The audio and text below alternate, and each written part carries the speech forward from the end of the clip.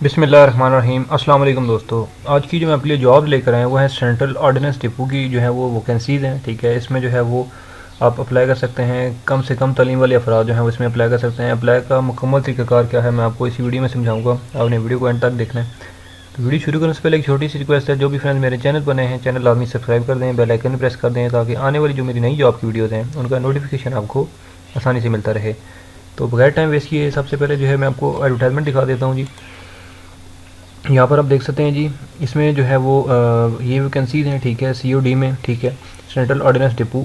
ठीक है, इसमें जो है वो ये आर्मी का इदारा है। ठीक है, इसमें जो है वो लीडर फायरमैन है, फायरमैन की है, नायब कासद है। ठीक है, USM है, सर्चर है, सेंट्री वर्कर है। ठीक है, तो इसमें जो है मैं आपको बता देता हूँ, पहली जो वैकेंसी है वो है लीडर फायरमैन। ठीक है, इसका बुनियादी स्केल होता है जी 3।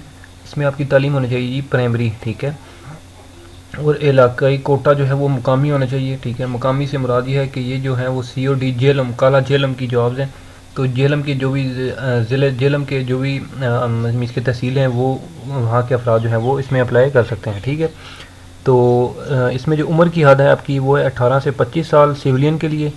ठीक है, और प्लस जो है वो आपकी मतलब 5 साल जो है वो रिलैक्सेशन है, मीन्स कि 18 से 30 साल तक के जो उम्र सिविलियन है वो अप्लाई कर सकते हैं। और अगर कोई एक्स आर्मी पर्सन है तो वो उसकी उम्र 45 साल तक है तो वो भी अप्लाई इसमें कर सकता है। ठीक है, उसके बाद नेक्स्ट वैकेंसी है फायरमैन की। ठीक है, फायरमैन में भी जो है वो आपकी 2 वैकेंसीज हैं। ठीक है, तालीम जो है वो प्राइमरी।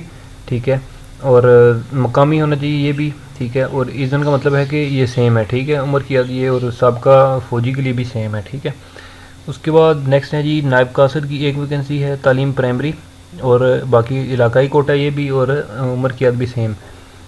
ठीक है, उसके बाद है जी USM लेबर, इसकी जो है वो 5 सीटें हैं, तालीम आपकी प्राइमरी। ठीक है, और ये भी दोनों सेम है।